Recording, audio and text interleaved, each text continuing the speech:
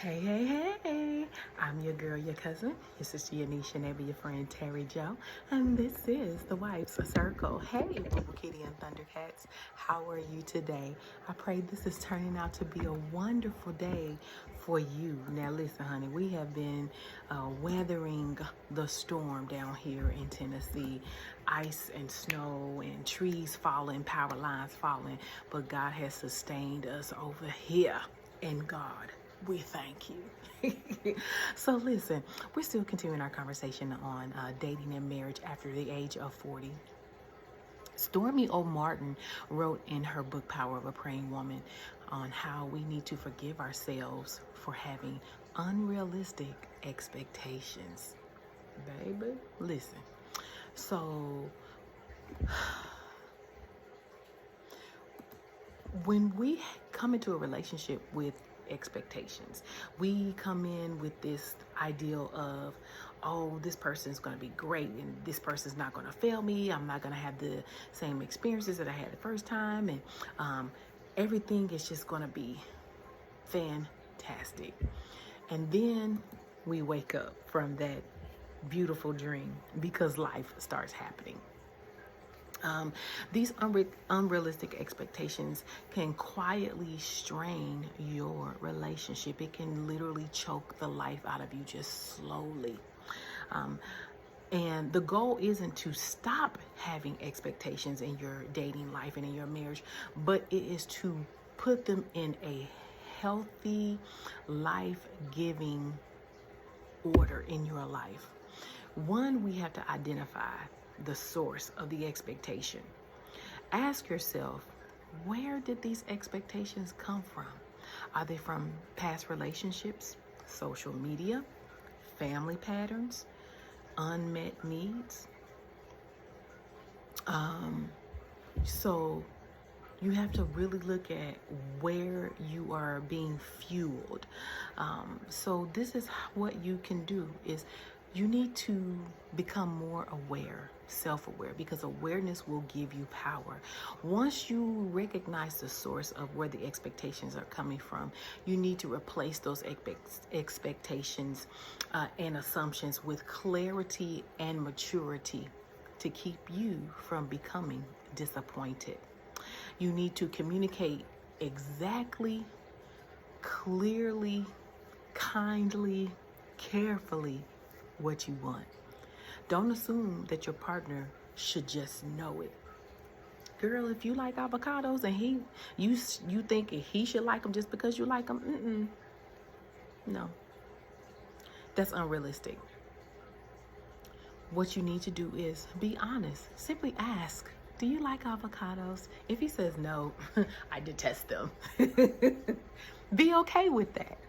But you want to keep the conversation respectful and create a teamwork environment. Maybe he doesn't like avocados fresh out of, freshly cut, but maybe he likes avocado toast. Maybe he likes guacamole instead. When expectations are spoken, just understand this one thing. They can be adjusted, negotiated, and met with some reality. So be open to communicating about your expectations. Separate your needs from your fantasy. I've said it time and time again. A lot of us are living in that Barbie Disney fantasy world that the prince is going to come and rescue us and take us away, and we'll just live happily ever after with a dog named Spot and 2.3 kids. Whatever a 0.3 of a kid is, I don't know. But what you want to do is you want to ask a genuine, want to make sure that whatever it is that you are expecting from a relationship, make sure that it is genuine and that you are not idolizing any kind of fantasy. No, your relationship cannot be like Courtney Vance and Angela Bassett, because you don't know what they had to go through in order to survive 30 years of marriage. So let Holy Spirit be your guide. Remember, a threefold cord is not easily broken. It's you, him, and God. Pray together to help silence those expectations and communicate clearly. Again, Communication is key in all of this conversation. And you want to practice grace and flexibility. Accept your partner as a human. We all make mistakes. We all have human faculties and frailties. We are not perfect. I'm not perfect. You ain't perfect. Ain't none of us perfect. We're going to make mistakes. Now, if the mistake is intentional, then that's a whole nother subject, but we're going to make mistakes. So, extend grace. Create emotional safety.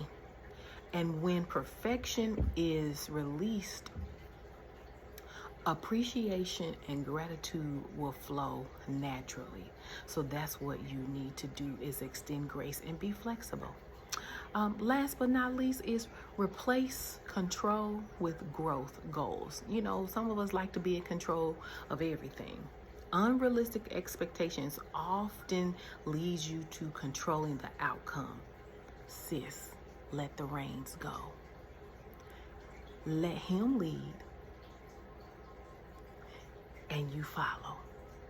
We walking together in this thing, but let him lead. Shift your focus from control to growth.